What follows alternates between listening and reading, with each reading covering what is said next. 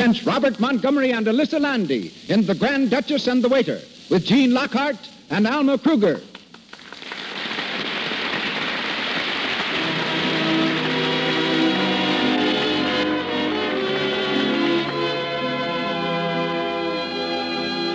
Lux presents Hollywood.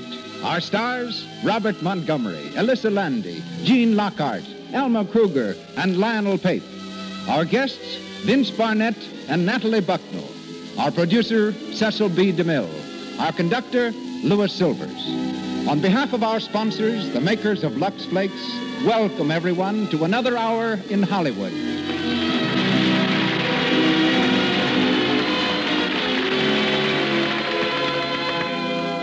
Attention, housewives. Here are 3 points to bear in mind for clothes protection. Lux Flakes cut down runs in silk stockings by preserving the elasticity of the threads. They keep your clothes new-looking so much longer by doing away with harsh cake soap rubbing. Lux Flakes are so gentle that we include even your daintiest lingerie in saying, anything safe in water alone is safe in Lux. Try Lux tomorrow. And now, the producer of the Lux Radio Theatre. Ladies and gentlemen, Mr. Cecil B. DeMille.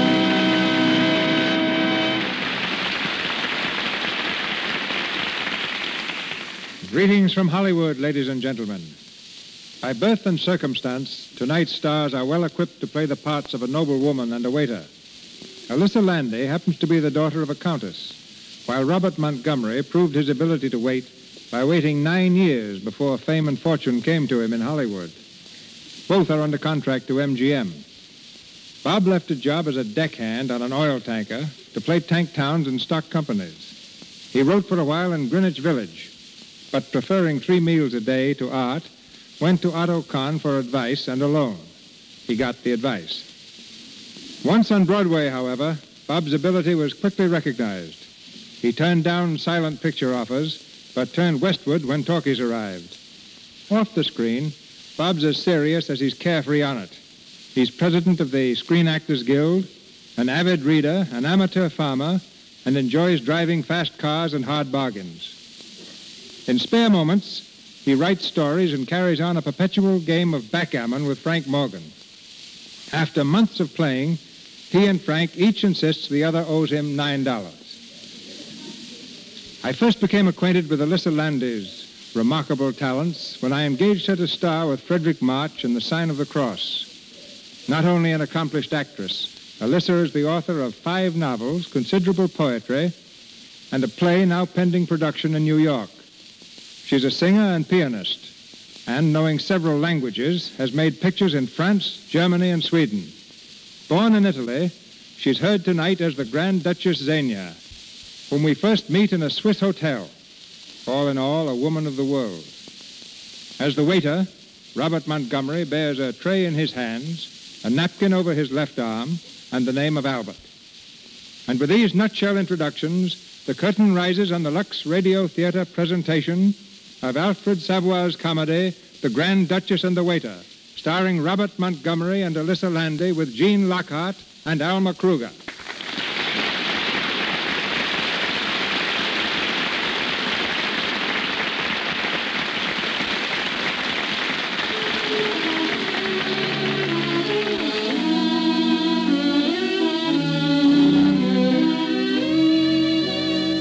Our scene is the lounge room of the Palace Hotel at Montreux, Switzerland. It's early evening, and except for the presence of Albert the waiter, the room is deserted. Albert, attired in a brass-buttoned waiter's coat and stiff-bosomed shirt, is slumped comfortably in an armchair, idly blowing rings of smoke at the ceiling. Matard, the hotel manager, enters the lounge. He sees Albert, stops short, and then stands watching him with ill-disguised irritation. Well, good evening, Albert. Oh, hello. Quite comfortable, I hope. Got everything you require? Yes, thank you. There's a draft, though. You might shut that door. Shut the door? You must be mad. Mad or insane, I don't know which. A fine waiter I've been landed with, sitting in the lounge room. And what's that you're smoking? That? Oh, that's a cigar. Why? A cigar? You picked them up in the gutter, I suppose. No, not as a rule. Well, that's what you'll be doing soon enough if you don't look out. You don't happen to have a match on you, do you? Get out of that chair. Get up, I say.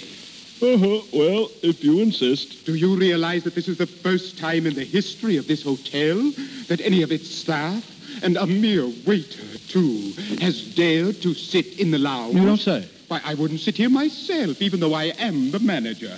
I know my place. What are you doing here? Just thinking. Thinking.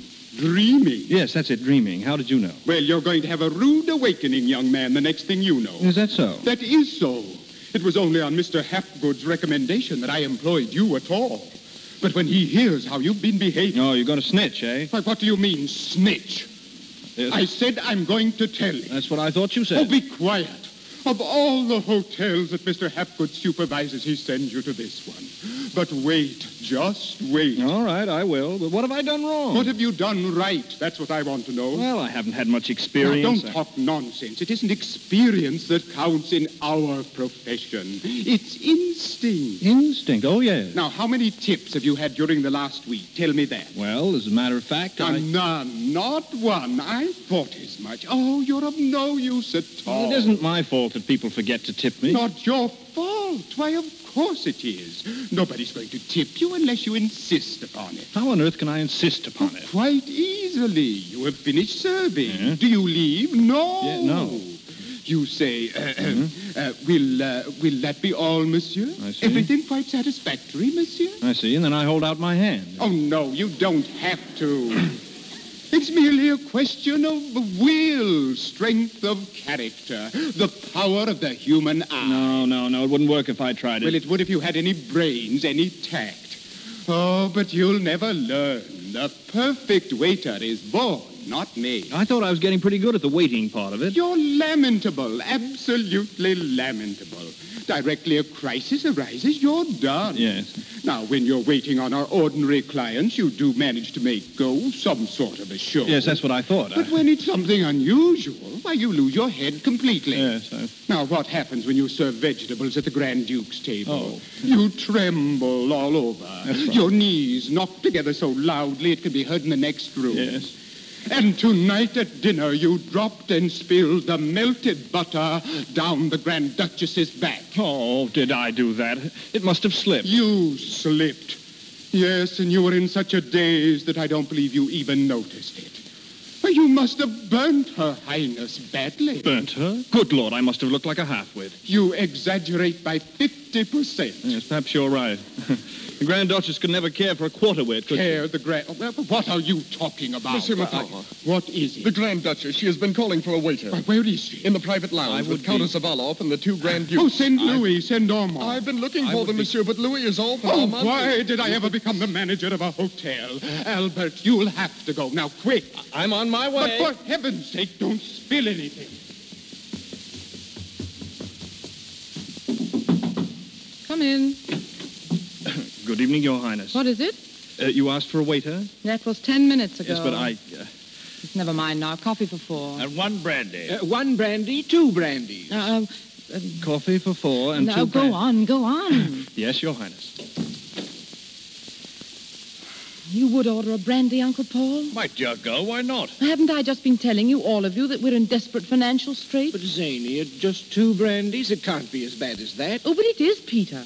What do you think we've been living on? We haven't paid a bill for 2 months. Oh, but I'm sure the manager trusts us, Your Highness. Of course he does. But what's going to happen when he presents his bill? Well, I suggest that we worry about that when the time comes. I'm not worrying, Peter. I'm merely advising all of you that our funds are very low. Oh. Well, you may be a Grand Duke, Peter. And you too, Uncle Paul. But even Grand Dukes must dine occasionally. But, Your Highness, the jewels, are they all gone? You've only got to look at me to see. For a year and a half after the revolution, we lived on what I wore on my fingers. My wrists proved enough for the next 2 years. After that, my ears kept us going for another 6 months. Today, there's nothing left but my neck. Your necklace? Oh, no, Your Highness, you can't tell that. Ah, the Empress necklace. Peter, stop speculating. It's the only thing we have left. Impossible. I absolutely forbid it. While it was only your rings, tiara, and bracelets, I raised no objection. Those trinkets I shall be able to replace someday. Someday. Well, yes, and very soon, too, I hope. But the imperial necklace, that's quite a different matter altogether. Why, it's irreplaceable. Unique. I entirely agree, Paul. You know, Xenia, it's always been a family arrangement, it was the will of the late emperor, that someday you and I should get married. Someday. Eh? Yeah. Well, I'm speaking, therefore, with the authority of your future husband when I forbid you to sell that necklace. We haven't sunk to that yet. My poor Peter. And I may add that as far as I'm concerned, you needn't bother. I'm earning my own living. You earning your living? You mean to say that you're at work? Yes, well, it's not work exactly. It's more what you might call business. It's like this. I buy an automobile on credit, you see, and then I sell it again. A little cheaper for cash. Is that all? That's all, but as I've managed to do it 4 times during the last month, I've made a profit of nearly 200,000 francs. 200? How on earth did you get such a wonderful idea? I don't know, just came to me. Why, it's an inspiration. You flatter me, Uncle Paul. No, I only say what I think. Yes, there's no doubt that men of our class possess a sort of innate superiority over ordinary people, and we can't help showing it, even when we forsake our own sphere to engage in a vulgar thing like trade. Peter, how much of that 200,000 francs have you got left? Oh, well, as a matter of fact, just for the moment. Nothing at all. That charming lady of the chorus whom you see so much of. What charming? How did you know? Well, everybody knows. She's taken everything from you, I understand, even your diamond studs. Oh. Really, Peter, as a future husband, you have some qualities that are not altogether attractive. Xenia, now I'm not jealous. But let me give you a word of advice. Try wearing bone studs in the future, then perhaps you'll be able to keep them. But, Xenia, I dear... must also ask you not to meddle in my affairs.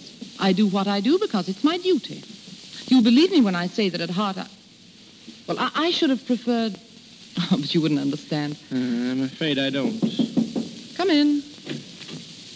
The coffee, Your Highness? Well, don't stand there holding it up in the air. Put it down. Yes, Your Highness. Oh, you bloody... Nothing spilled. Are you in the habit of setting down trays in that I'm manner? so sorry, Your Highness. It slipped a little. Slipped? A little. And the table, too. It's a bad table to serve on. You see, downstairs the tables are lower. There are at least 2 inches difference, Your Highness. Oh, well, that explains... Yes. What has that got to do with it? Well, a great deal, Your Highness. When one is used to serving on a low table and suddenly encounters a high table, the impulse is to let the tray down to the height of the low table. Well, that's what I did. Get out. Wait a minute. Aren't you the same waiter who poured the melted butter down my back at dinner? Yes, Your Highness. That was I. Well, you seem proud of it. Oh, no, just pleased that Your Highness remembers me. Get out. Yes, Your Highness. Is there, will that be all, Your Highness? What? Is everything quite satisfactory, Your Highness? No. Oh, well, I told the manager it wouldn't work if I tried it. What did he say? Oh, the man's demented. We ought to do something about it. We will. Remind me in the morning to speak to the manager. We'll have him discharged before breakfast.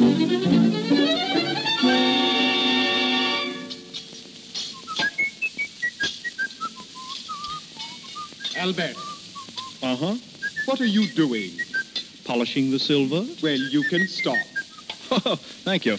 You're discharged. What?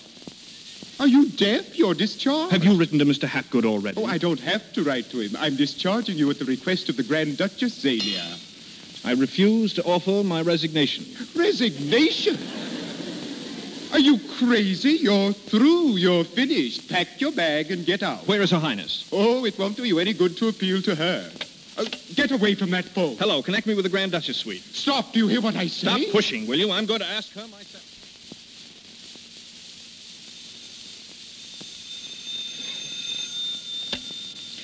Yes, this is the Countess of Alof. Albert? Oh, not Prince Albert of Latvonia. What? Albert the waiter? How dare you? Who is that, Praskovia? Oh, no one, Your Highness. Good. I'm in no mood to speak to anyone this morning. Your Highness is sad. Strangely enough, no. Now that I've at last decided to part with the necklace, I feel a sense of relief. After all, what does it matter? What does anything matter nowadays? Peter been here this morning? Yes, Your Highness. He left immediately. He's gone to speak to the jeweler. Did he take the necklace with him? No, Your Highness. It's there in the jewel box. I suppose Peter will haggle for a week or two about the price. Your Highness, don't you think you should keep the necklace in the hotel safe? Don't be silly. But it's worth a fortune, and with so many robberies... Well, they won't rob the Grand Duchess Zenia. Let that be enough. Yes, Your Highness. Oh, I shall want the car at 4 today, Countess. A ride would be good for me. A walk would be better, Your Highness. What? The chauffeur gave notice last night. He's gone. Why? Money? Poor fool, he should have waited till I sold the necklace. Well, we shall get someone else. Who is it? It's Albert. You. Get out of here. One moment, please. I thought you were discharged. Yes, I was, Your Highness, but you needn't be alarmed. I won't upset anything. I won't break anything or spill anything. You see, I have nothing in my hands except a napkin. This useless and perfectly hateful napkin. But why is it hateful? Because it's a symbol of my lowly station, Your Highness. It weighs a ton. Then why don't you put it in your pocket? You don't mind. Thank you. There, I feel better already. Your Highness. What an extraordinary way. I'm glad I'm able to make you laugh. I know how little gaiety there is in Your Highness's life. What do you mean? Have I said too much? It would appear so. You Swiss believe too much in democracy. Swiss? No, not me. I'm an American. Really? What's an American waiter doing in a Swiss hotel? Well, it's a long story, Your Highness. Then we shan't bother with it. Very good, Your Highness. But might I be allowed to ask Your Highness a question? No. Understand whatever your name is. Albert, Your Highness. Understand, Albert. Etiquette does not permit me to be asked questions. That must be rather a handicap to general conversation. Yes. Well, I promise not to ask any questions, but I have a request to make to Your Highness. A very humble petition. Impossible. All petitions must first be addressed to Countess Avaloff, my lady-in-waiting. It is for her to decide whether they shall be passed on to me. I see. Countess Avaloff, I beg of you, I beseech you to convey my petition to Her Highness. It depends on what it is. Whether I think it's suitable. I admit that I'm not a very experienced waiter. I'm clumsy, I know. I lose my head when I pass the asparagus. Yes, go on. We know about that. But is that sufficient reason to blight my young career, to nip it in the bud? I shall improve. In time, I know I shall. And even if I haven't any of the qualities necessary to a good waiter, I may possess other virtues, unsuspected, hidden away, which are just as admirable. Is it not so? It's possible. Undoubtedly. Countess Avaloff, I am devoted to Her Highness. What? In a nice way. I am devoted to her with a loyalty, with a passion that mocks the power of words. All that I ask is to be allowed to serve her with the last breath in my body, with the last drop of my blood. In Her Highness's service, I should live in ecstasy. I should die content. That, Countess Avaloff, is the petition I beg you to lay at the feet of Her Highness. Is that all? That's all. I refuse to forward your petition. You refuse? It's already in the wastebasket. Countess Avaloff, Your Highness. forward the man's petition. It is Your Highness' wish. It's my command. You may go, Albert. Thank you, Your Highness. Schopenhauer was evidently right. Who, Your Highness? Schopenhauer, the German philosopher. He said that monarchy was the form of rule most natural to mankind. The common people in their hearts are still loyal to their rulers. And when we find a man like that, a mere waiter, who can express himself on the subject with so much eloquence, so much obvious sincerity, how can we doubt that someday our people will return to a reasonable form of government? Nothing is more certain, Your Highness. Yes. I'm glad I told the manager to discharge him. Now I can find something for him to do in my own household. What? He might even act as my chauffeur. We need one. As Your Highness wishes. Your Highness commands, and of course I can only obey. What's the matter? Have you anything against him? No, Your Highness, nothing. Nothing. I merely ask if Your Highness is certain she is not making a mistake. A mistake? Is that waiter really the devoted monarchist that Your Highness seems to imagine? Oh, you're absurd. You see spies everywhere. Oh, I don't for a moment suggest that Albert's a spy. What I think he may be is, Well, go on. But it isn't altogether impossible. The man may be in love. In love? With whom? With Your Highness.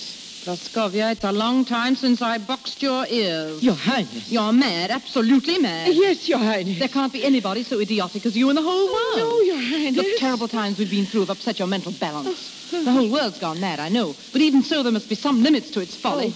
There are few things left that one may still regard as impossible. Yes, Your Highness. This servant, this waiter in love with me. How dare you to imagine such a thing? Well, I don't know. But you must know. Explain yourself. Well, really, I can't. But, well, you see, Yes? for the last week he's certainly been making eyes at Your Highness. Making eyes at me. Praskovia, leave the room at once. Yes. Go, and don't dare come back until my temper's had time to cool down. Yes, Your Really. Highness, yes.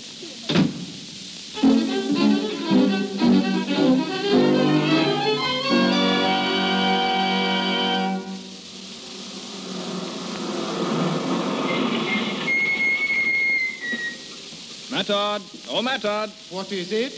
Come out in the driveway a minute, will you? What do you mean by yelling?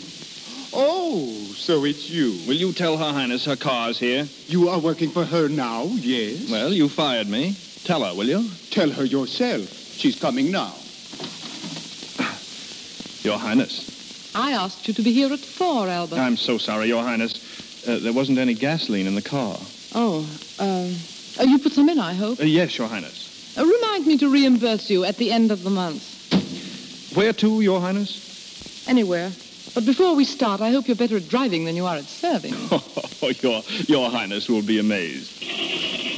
I hope so. At serving, Your Highness, I admitted that I was totally inexperienced. Really? But behind the wheel, I'm a new person. I understand automobiles. I admire your confidence. You've been driving long? 10 years, Your Highness, without an accident of any kind. Enviable record. What the... It might help if you turned on the switch. Your Highness. Did you say anywhere, Your Highness? Anywhere. All I want to do is relax and breathe fresh air, so go slowly. It will be a pleasure to serve, Your Highness. A great pleasure. You are devoted. Here, what are you doing? Stop! Stop! There's something wrong. Look out! Look out! Fool you! Look what you've done. Look at the car. Well, what have you got to say? I'm so sorry, Your Highness. Something must have slipped again.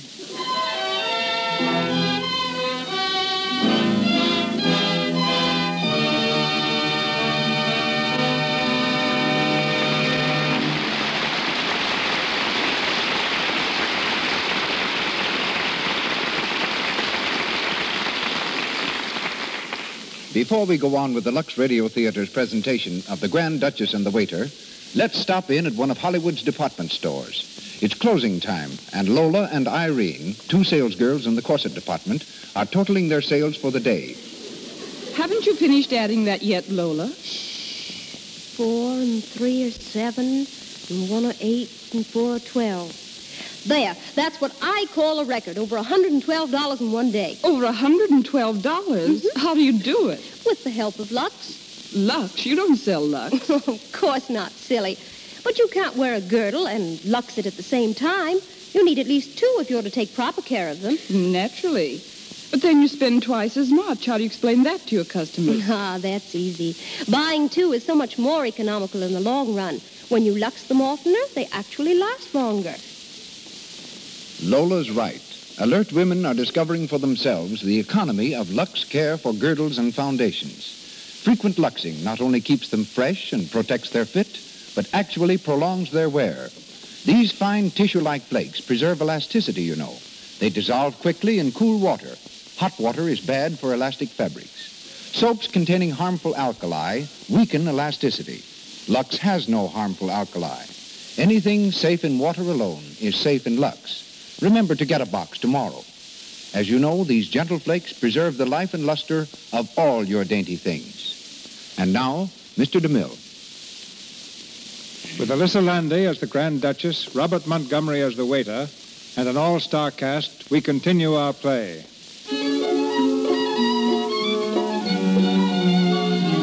After wrecking the automobile, Albert was given another chance in Her Highness' service, but not behind the wheel. He's been reduced to the position of footman and general handyman, bearing it with more than goodwill in order to be near the Duchess. It's a week later, and in his royal employer's suite, Albert is very carefully serving breakfast to Her Highness and the Grand Duke Paul. How many lumps, Your Highness? 2, and if you spill anything, I'll have you flogged. Yes, very good, Your Highness. I'll have mine black. Yes, Your Highness.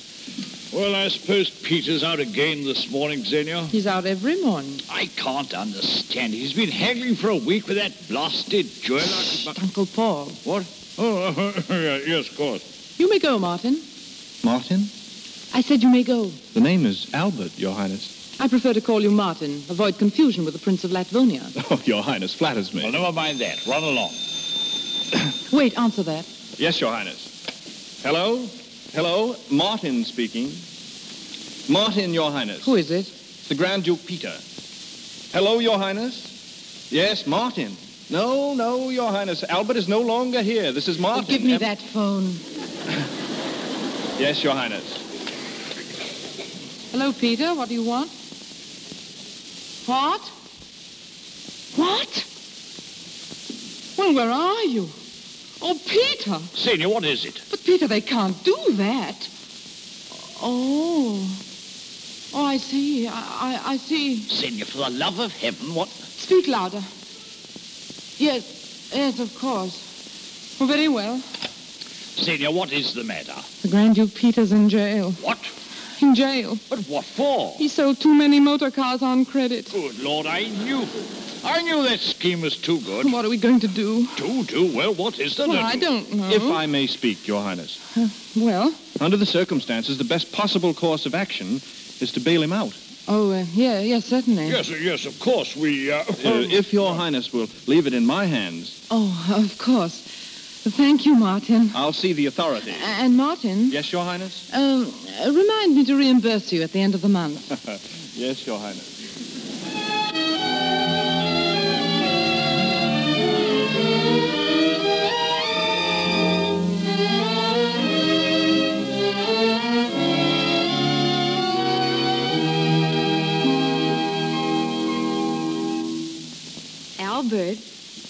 Albert, why don't you answer me? The name is Martin. Her Highness changed it. Oh, bother. Have you seen Her Highness Barstow? You're the maid here, Henrietta, not me. Really? Really. Then what are you doing in Her Highness' room? Don't be saucy. It doesn't become you. I'm here because she told me to come here. Oh, she's getting awfully friendly with you, isn't she? She doesn't know I exist. Oh, yes, she does. Ever since you got the Grand Duke Peter out of jail, you've become her little pride and joy. You don't have to get so upset about it. I'm not. But every time she wants anything, she calls you. And even if she doesn't want anything, she thinks up something to want, so she'll have an excuse to call you. Are you sure of that? You don't have to look so happy about it. If I were you, I'd remember that she's a Grand Duchess, and you're nothing but a waiter. Oh, you're letting your imagination run away with you. So are you. Oh, Albert, don't let's argue. I don't like to argue. Especially with you. Now, the name is Martin. Well, then, Martin, don't let's argue. Excuse me, Oh, no, wait. Why do you always run away when I speak to you? Run away? Don't be silly. Oh, but you do. Don't you like me? Of course I like you. I like everybody. It's my disposition. You know, a girl could get to like you easily. Is that so? Albert. Now, here, stop it. You're choking me. Now, don't do that, please. Oh, Lord. Just what is going on here? Oh, Your Highness. Silence. Martin, I'm ashamed of you, my own servant. Oh, but Your Highness... Get out. Yes, Your Highness. Well, what have you got to say for yourself? Nothing, Your Highness. Fine servant you are. You spill things down my back, wreck my car, and I find you kissing my maid. Is there no limit to your audacity? Audacity? I'll tell Countess Zavaloff about this. She'll put a stop to your romance. Oh, Your Highness, you're not going to discharge me. No. Thank you. Does it really mean so much to you? More than Your Highness will ever know. Why? Your Highness, Stop. I don't want to know. But I'll keep an eye on you in the future. You've had too much liberty. That's what's the matter with you. In the future, you'll be within call all the time. Even at night? Yes. You can sleep outside my room. What? Outside my door, on the mat. On the mat? That's where Ivan used to sleep. Poor old Ivan. He's now so crippled with rheumatism he can't sleep at all. Has it ever occurred to Your Highness that poor Ivan may be crippled with rheumatism from having slept on Your Highness's mat? You would think of that, of course. It's just like you. Anyhow, I give you permission to bring a rug. You'll be quite comfortable. Your Highness. Well? It's quite impossible for me to sleep here outside Your Highness's door. It would be fatal. You're afraid of Ivan's rheumatism. No. I'm ashamed of you. It would be absolutely fatal. Not necessarily. But if it were, you may be sure you'd be given a decent burial. Oh. You may leave now. And don't forget, you're to report to me here at 11 tonight with the mat. Yes, with the mat. Yes.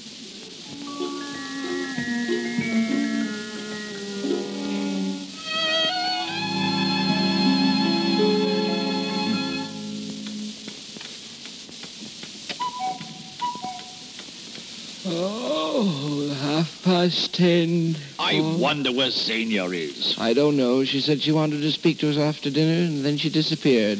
You know, she's been acting very strangely of late. Have you noticed it? No. Ah, yes, you wouldn't. But she has. And I think she must be in love. Who? Why, Senior. Oh, no, I don't think so. Besides, whom would she be in love with? Well, she's engaged to you. Eh? Oh, yes. Good evening. Ah, Senior, at last. Well, we've been waiting for you. Yes, my dear. Where have you been? I went for a walk. I wanted to think. To think? Why, my dear girl... Don't be so horrified, Peter. Some people do think, you know. Well, you said you wanted to see us, Senior. Yes. Something astonishing has happened. Ah, I knew it. What? No, nothing. Go on. Well, listen. For the last 2 weeks, Peter's been trying to sell the necklace. Sell the necklace? Well, he hasn't been successful. No, that confounded jeweler won't meet our price. Never mind. During that time, we've been very hard-pressed for cash. That's true. But tonight, before dinner, I happened to look in the drawer of my desk, and I found 25,000 francs. What luck. But I can't remember putting them there. That's why before you dressed for dinner, I asked you to turn out your pockets and make a note of exactly how much money each of us had. You, Uncle Paul, had 1,000 francs, and you, Peter, 650. Yes. Now, do you mind counting your money again?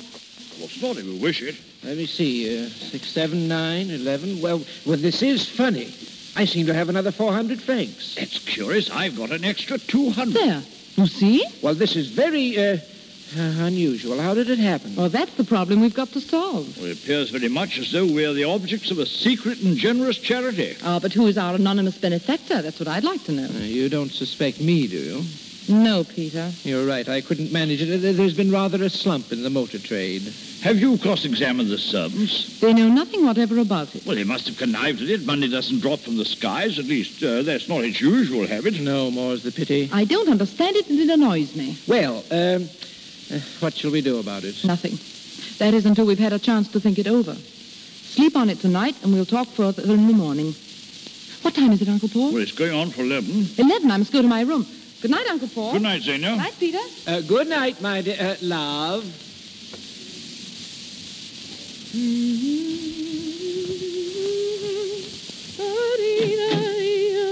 Good evening, Your Highness. Well, what are you doing in my sitting room? Your Highness told me I was to sleep at her door. I always go to bed at this hour, so here I am. What's that you're carrying? It's a dressing gown, Your Highness, and pajamas. Pajamas? Silk pajamas? Yes, I've slept in them for years. What are we coming to? The lower classes wearing silk pajamas. We have to have some enjoyment, Your Highness. Silk pajamas are small compensation for the dreary existence of a waiter.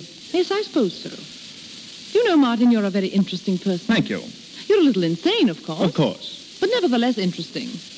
I think I enjoy talking to you. Every word Your Highness addresses to me is a glittering jewel flung from the stars. I treasure it.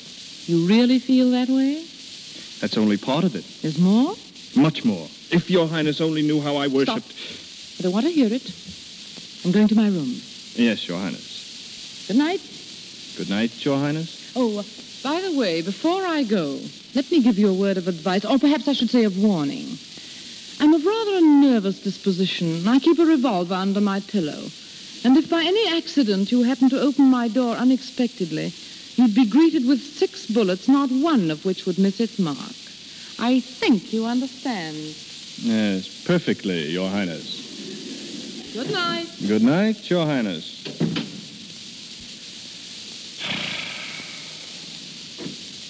Oh, Your Highness. I can't sleep. You didn't allow much time to try, did you? No use, I can't. I want to talk. Shall I call the Countess Avalov? No, you do. Thank you. You said... One moment, whose keys and things are those on the table? They're mine. This your handkerchief, too? Yes, Your Highness. Pure silk. Must have cost at least 100 francs. Yes, that's very likely. It was a present. From a woman? Yes, Your Highness. What's this thing? It's my wallet. You know, for money. Shagreen with a gold clasp. Another present? Yes, Your Highness. From the same woman? No, Your Highness, from another one. It was last year. I congratulate you on your constancy, the perfect lover. And who are you keeping company with now? No one, Your Highness. Why not? I'm in love. With whom? I don't dare to tell you, but It's lucky for you, you don't. Yes, Your Highness. May I have my wallet, please? Why? Well, it is mine. Well, what's in it? Your Highness is too inquisitive. How dare you? I'll see for myself. Your Highness. Stand back. You're well supplied with money, aren't you? There are over 30,000 francs here. Why do you carry so much? Well, it's just an old habit of mine. I think I'm beginning to understand something. Those banknotes I found in my desk. The numbers follow these in your pocketbook. Your Highness, I'm sure that... So it's you who put those notes in my desk. And not only that, but you've been putting money in my purse, too. Well, speak up. Why have you done this? Your Highness is so extravagant. Extravagant? Well, aren't you? But why? Why on earth do you do this? What's your object? It had to be done. The manager's about to present his bill. I knew Your Highness was embarrassed and afraid you might have to leave the hotel. I didn't want that. Let me see exactly how I stand. I like things to be plain and above board. The simple truth of the matter is that for the last 3 weeks I've been supported by a waiter. Well, of course, if you put it like that. I admire your impertinence. Well, Liberty's a wonderful thing, isn't it? When it enables a man to take such liberties. A waiter, a domestic servant, But where did you get all this money? Your Highness, How on earth could you have so much? That's the thing I can't It's say. not difficult to guess. Thief, that's what you are. Thief? One of a gang of hotel robbers. Yes, perhaps you're right. Their leader? Naturally. A murderer? Your Highness. If this were before the revolution, I'd have you sent to the salt mine. Yes. But it's not too late, even now. I shall telephone the police. Telephone's over there on the desk. Give it to me. Certainly, Your Highness. Shall I ring them for you? Yes, please. Hello? Give me the police station. What? Oh, no, any police station. We've got a thief here and we want to hand him over. Hello? Is that the police station? Oh, wait. Wait, please. Will Your Highness speak to them herself? No, I can't do it. You know I can't. It's more than I can bear. No, hello. She can't do it, and you know she can't do it. It's more than she can bear. Goodbye. I love you. I've loved you. I've loved you for so long. I can't help it. I had to. Oh, stop. Please go, Martin. I beg of you. No, Your Highness, and after what's happened between us, I can no longer be Martin to you. Call me Albert, like the Prince of Latvonia. Albert, go away, please, please. I love you. I too. But don't you understand? You must go away. You love me, too? How long have you loved me? That day you burnt me with that horrible melted butter. Oh, yes. It was then I suddenly realized. Not till then. I realized much earlier. When? Well, it was 10 minutes earlier when I was serving the soup. I loved you so much I didn't know what I was doing. Luckily, they took the soup tureen away from me. The manager gave me the devil. Oh, how unjust it is. No, I deserved it. Oh, it's too unjust. Here am I, the most virtuous, the proudest of princesses, in love with a waiter. Xenia. What did you call me? Xenia. So it's come to this. A waiter has the right to call me Xenia. Now, look here, you're not going to be silly about this, are you? Don't you understand? I am the Grand Duchess Xenia. For generations, my family's been of noble blood. Our men have married queens, our women princes. Well, couldn't you make an exception in this case? Stop. I'm sorry, Xenia. Look up here. I want you to promise me one thing. Yes. Don't marry anyone else until you hear from me. But promise? I love you, Albert. Darling.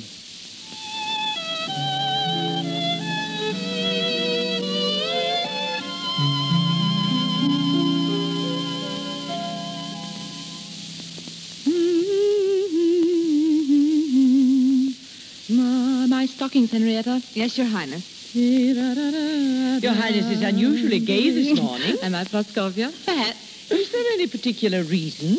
Perhaps. Will you find Albert, Henrietta? Ask him to come up here. Yes, Your Highness.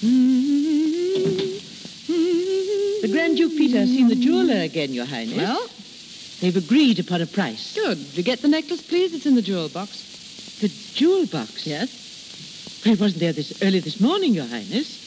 What? But it hasn't been there for days. I assumed Your Highness had placed it in the hotel safe. Are you mad? Get me that box. Yes, Your Highness. I haven't worn it in ages, and I remember putting it back in the case the last time. Here, Your Highness. Let me see. It's gone. Your Highness. It's been stolen. But are you sure Of course I'm sure. I've never kept it in any other place but here. Oh, Your Highness, what are you going to do? We must notify the police. Yes. Your Highness. Henrietta, quick, tell the Grand Duke Paul I'm to see him at once. Yes, Your Highness. Wait, where's Albert? Oh, I couldn't find him, Your Highness. What? I asked the manager, and he told me that he'd left. Oh, what? He's left the hotel early this morning. Albert's gone, but he's coming back. I don't think so, Your Highness. He had 2 suitcases with him. Your Highness. Be quiet. He's gone. I don't understand. He's stolen your necklace. That's why he's don't gone. Be a fool. He couldn't. But the money. He had all that money. Oh, would a thief stay here after he'd stolen a necklace? Would a thief put money in my desk? He might. I always said there was something strange about that man. He's mad enough to do anything. The money, a week ago, he'd have had time to realize on the necklace. Yes, it all fits perfectly. It's the only solution. But last night he said... No, I won't believe it. I won't.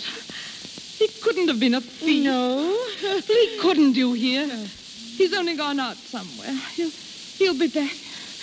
He must come back. Oh, Your Highness, please. Please, Your Highness.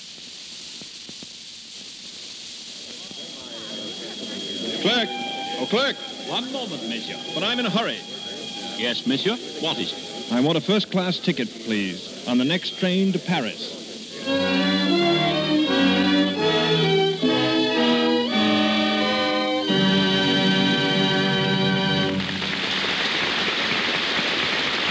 We pause for station identification. This is the Columbia Broadcasting System.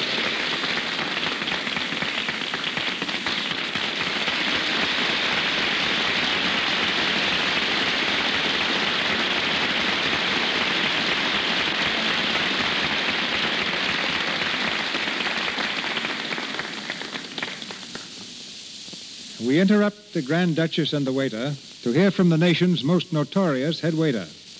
Employed by hosts for the express purpose of embarrassing guests, all in fun, of course, he's really a character actor, having appeared in 125 films in the last 5 years. As a practical joker, he's told Einstein he knows nothing about relativity, picture stars like Jeanette MacDonald, Jean Harlow, and Mary Pickford, that their table manners were atrocious, Colonel Lindbergh, that he didn't know the difference between a cockpit and a peach pit, and he made George Bernard Shaw, England's greatest ribber, call quits after 20 minutes of heckling. Ladies and gentlemen, with full knowledge of the risks I'm running, I introduce Mr. Vince Barnett.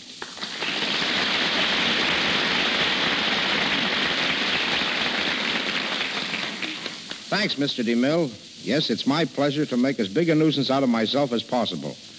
But though I may be public pest number one, I can honestly say that my victims and I have always parted the best of friends. I've impersonated scores of people, but find that a head waiter offers about the greatest field for a man's talents as a practical joker. You can mix up the food orders, criticize the table manners of the guests, interrupt the speech makers, and shout back when anyone dares complain about the service. I particularly remember a dinner here in Hollywood attended by 400 of the biggest names in pictures, stars and executives. Charlie Chaplin was entertaining some guests at his table with amusing capers.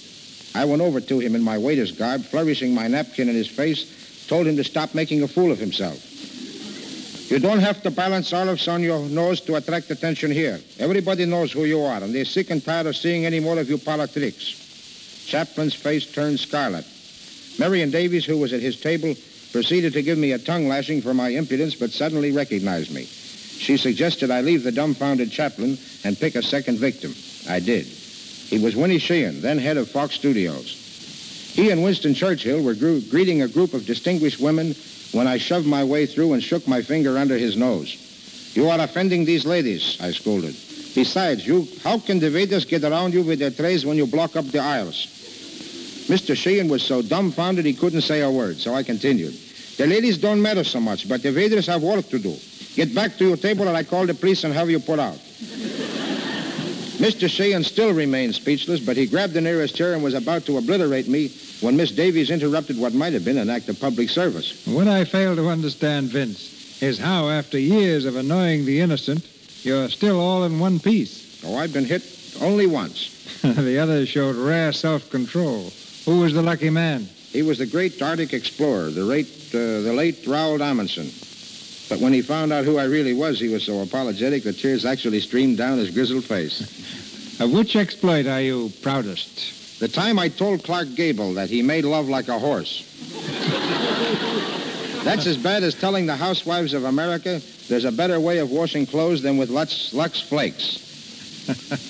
Well, one word led to another, and Gable, his patience exhausted, challenged me to put up my fists. You think I fight with fists? I answered.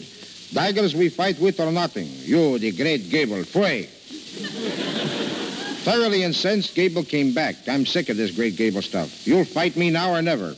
With that, he took a swing, and the host, Douglas Fairbanks, Jr., having pity on me, intervened, and all was forgiven. Before I go, Mr. DeMille, do you mind just one question? Oh, I'm suspicious, but go ahead. You've been in Hollywood since movies began. Mm-hmm. But tell me, Mr. DeMille, just what business are you in? Trying to repeal laws that protect practical jokers. Good night.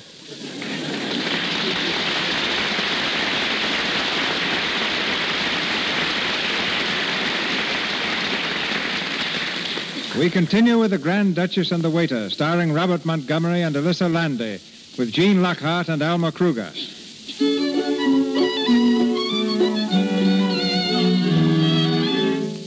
Several weeks have passed since Albert disappeared from the hotel in Switzerland. We're back there now, in the main lounge. In the far corner, Metard, the manager, is talking to a well-dressed young man who has just arrived. As we come closer, we discover the young man to be none other than Albert himself. What I want to know is, what are you doing here? What I want to know is, where is the Grand Duchess Zenda? She's gone. Gone where? I've already told you I don't know. All of them, they left 2 days after you. Didn't she leave any forwarding address? No. But I've got to find her.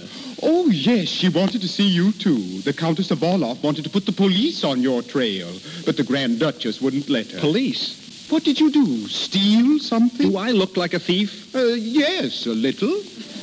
Thanks. Now, look, Matt, try to think. Did they mention any place, any town, any city, any country where they might have gone? Well, I think the Grand Duke said something about Milan. Milan?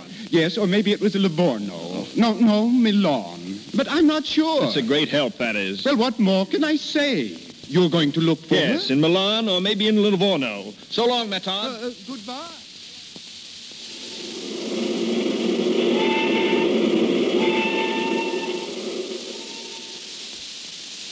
Duchess Zenda, I've been looking for her for the last 2 months. But you're not sure she came to Livorno? No. The police are not magicians, senor, but we will do what we can. Thanks. If you can pick up any trail at all.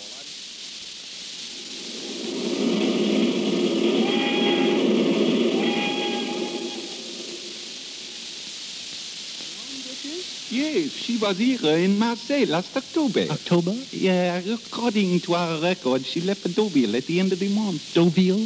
There was a little trouble with the Grand Duke Peter. Trouble? Yes. He sold some motor cars. Oh, yes, I know that trick, yes. Thanks, officer.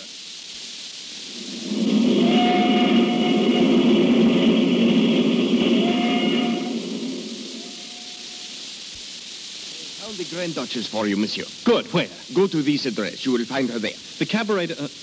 Oh, no. You must be mistaken. No, monsieur. She is the proprietress.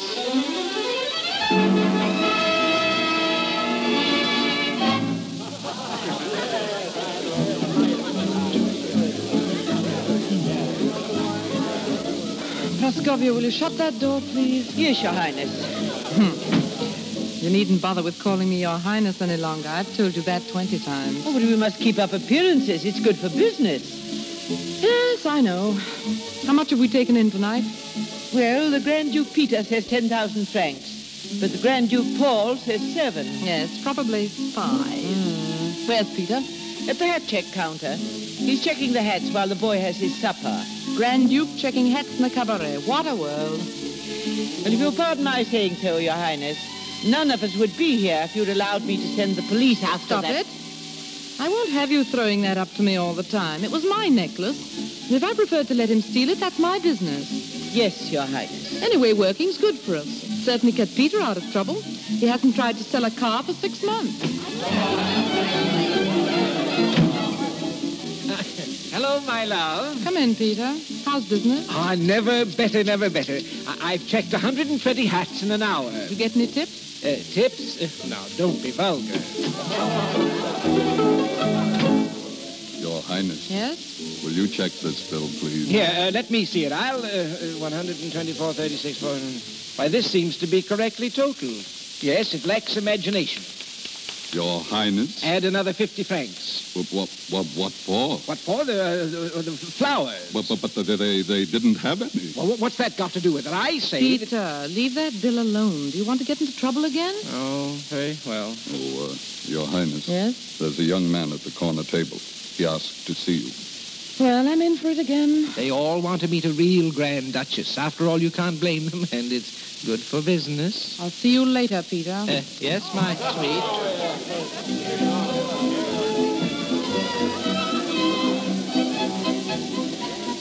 Good evening, Your Highness. Oh, you? Oh, here, now don't faint, I please. have no intention of fainting. I'm relieved. Will you sit down? No, not here. Come outside on the balcony. Thank you.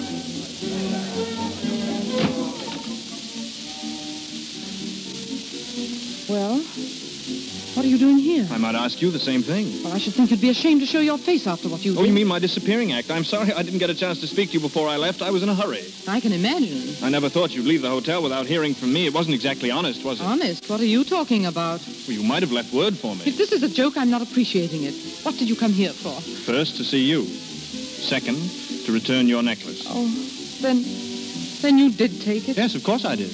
But why? Isn't it obvious? I knew you were planning to sell it. I also knew you didn't want to sell it, so I took it. Took it away with me for safekeeping.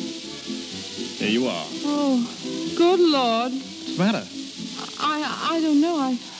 I'm all confused. You didn't think I stole it, did you? Oh, I don't know what I thought. That money. All that money you had. Where did you get it? It was mine. You were only a waiter at the hotel. Yes, but I owned it. Owned what? The hotel. You owned the... Now, control yourself. I can't. What's so funny about a man owning a hotel? Every hotel is owned by somebody. But you wait. I was only learning the business. Will you please explain what this is? Well, it's very simple. You see, when my old uncle died, heaven rest his soul, he left me 6 hotels all over Europe, with a proviso that I start from the bottom and learn everything about running them. So I became a waiter. Had to be a secret, of course, so even Matar didn't know. Oh, but when I left Switzerland, I went to Paris to see the trustee. I convinced him, and I knew the business. He was easily convinced. And I got control of the hotels. You owned 6 hotels? No, I sold them. Oh, why? Well, you had to marry a nobleman. A man can't be a nobleman and a hotel proprietor at the same time. Well, you are crazy. But I am a nobleman. How? On the way back, I stopped in Latvonia. I donated enough money to build a new hospital, and to show their appreciation, they made me something. What was it? Oh, yes, a duke. I'm the Duke of Stetvig. The Duke of Stetvig? Yes, is it important? I never heard of it. Neither did I. Well, am I noble enough? Am I? You. Well, we've changed around a little since the last time. I still love you. I still love you. There's a Justice on the next street. Shall we? I'll think it over on the way. My arm, Duchess. Thank you, Duke.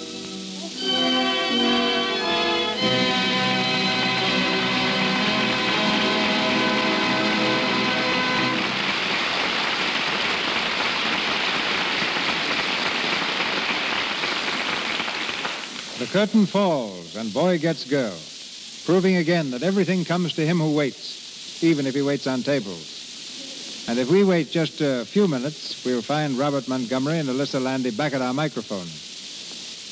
Every great picture you see on the screen represents weeks of careful research. Not only must every detail be accurate, but names of characters and places must be selected to avoid any legal complications. Tonight, we hear from the head of the research department of Metro-Goldwyn-Mayer Studios, Mrs. Natalie Bucknall. Her name is one many will recall from World War days. As a volunteer nurse in Russia, she was personally presented with the Medal of St. George for bravery by Tsar Nicholas. In 1917, she fought with the famous 2nd Women's Battalion of Death. Later, she became a British Secret Service agent, and in 1919, was made head of the aid post of the British military mission in Russia. Called a second Florence Nightingale by the British government, she is one of the 3 foreign-born women ever to have been honored with the Order of the British Empire. Ladies and gentlemen, Mrs. Natalie Bucknall.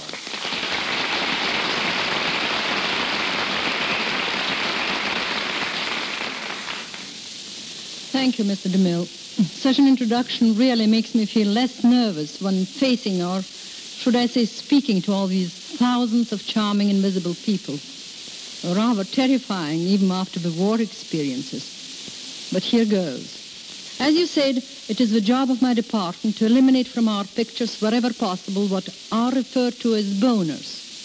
I mean obvious errors in fact, and the less obvious errors which would lead to legal complications through unintentional duplication of names of characters and places. Of course, it is impossible always to be absolutely correct or safe, but we do try hard, and I must say MGM have been rather successful. The best way to illustrate this would be to give examples, I think. Someone in our picture after the thin man jumps into a taxi and tells the driver to take him to 346 Smith Street. Well, it would take the driver not only hours, but days and months to find that address in San Francisco, simply because there isn't such a street. And what about opening a nice fat bank account at the Bay City Trust Bank, which you will hear mentioned in the same picture? Just try and do it. It's not there. When you hear a telephone number, don't waste your time calling it, no matter how beautiful the blonde is who lives there on the screen. The number belongs to either a theater owned by MGM, or it's an exclusive number rented by the studio from a phone company. Or you will see a gorgeous dress in our lot of Mrs. Cheney, and you will hear it mentioned in dialogue that it was bought from a chic little modiste Madame Nathalie. You would adore to order the same model. But I know that you will never get it delivered. You see, it's supposedly my shop in London, but I'm not in London, and I haven't got a shop. It's just my name. Suppose we want to show a lovely lady using Lux Flakes. Naturally, we want to show Lux Flakes because we know there is nothing that could take its place on or off the screen. But we would never use that name without getting permission. Do you remember the Devil Doll and a police notice being torn off the wall, and right above that notice was another one with a horrible photograph bearing the significant inscription, Natalie Bucknell, wanted for kidnapping. Am I? I suppose I may eventually develop criminal tendencies for all I know.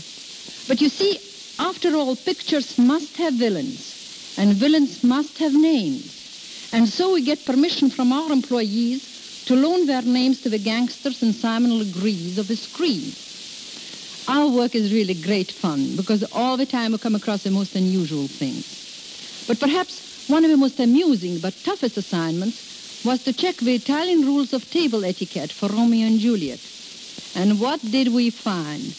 But they were as modern as can be. Don't drink too much. Don't test the heat of the soup with your forefinger. Perhaps it was polite to use only the thumb. Say that all the dishes are good. Wouldn't a modern hostess love to hear that? Don't place your elbows on the table. Don't sit with crossed legs or lean forward. Don't gulp. The famous three don'ts of my own childhood. How many times did I hear my nurse repeat them to me? And so no doubt have you. And here I think is the sanest advice of all. It is sometimes better not to seat relatives together at a banquet, but to seat other guests between them. And with this sage bit of philosophy, may I say thank you and good night. Good night, Mrs. Bucknell.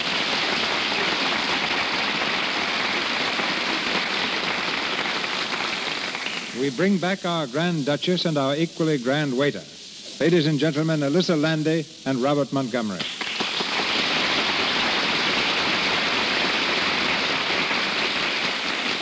Thank you, Mr. DeMille. This has been a most enjoyable evening, up to now. Yes, I agree. You see, in pictures, I always seem to be the rather easygoing young man who gets all the smart lines to say, but drop me in front of a microphone, and what have you got?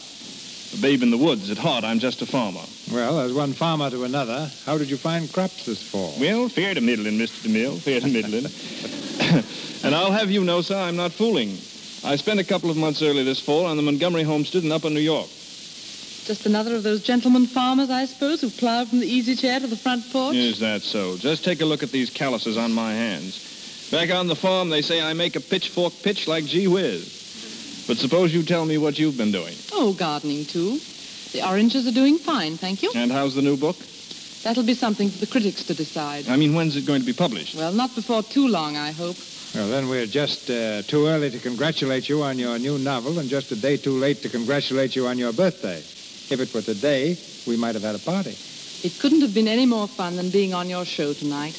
I only hope the audience had as much pleasure listening to us as I have in listening to the Lux Radio Theatre every Monday evening. And now, Mr. DeMille, good night. Good night. Good night, Miss Landy. Good night, Mr. Montgomery, Miss Landy, our thanks. Ladies and gentlemen, this is your announcer, Melville Ruick. Before Mr. DeMille tells us of next week's play, may I say that our stars tonight appeared through courtesy of Metro-Goldwyn-Mayer Studios. Mr. Montgomery will be seen next with Joan Crawford and William Powell in The Last of Mrs. Cheney. And Miss Landy's new film is entitled After the Thin Man. Mr. DeMille, as you know, is from Paramount. Mrs. Bucknell, MGM. Miss Kruger, currently appearing in Love Letters of a Star, is from Universal Studios. And Mr. Silvers, 20th Century Fox, where he was in charge of music for Banjo on My Knee. Mr. Lockhart is seen in MGM's The Devil is a Sissy, and Vince Barnett in A Star is Born. In our cast tonight, with Jean Lockhart as the Grand Duke Peter, Alma Kruger as the Countess Zavaloff, Lionel Pape as the Grand Duke Paul, Byron Folger as Matard, Margaret Brayton as Henrietta, Edwin Max as the Russian waiter, Lou Merrill as an Italian officer, and Frank Nelson as Henry. And here's Mr. DeMille. Ladies and gentlemen, next Monday night, the Lux Radio Theatre stars Jean Harlow and Robert Taylor with Claude Rains. Our play, Madame Saint-Jean, a story of France after the Revolution, in which Napoleon takes an empire, and Jean Harlow, as the laundress who becomes a noblewoman, takes Napoleon.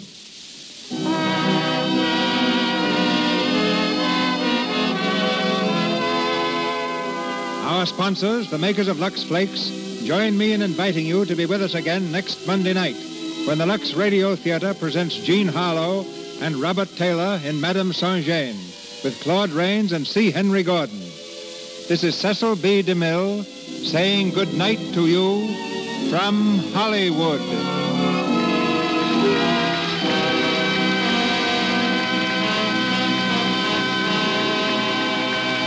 This is the Columbia Broadcasting System.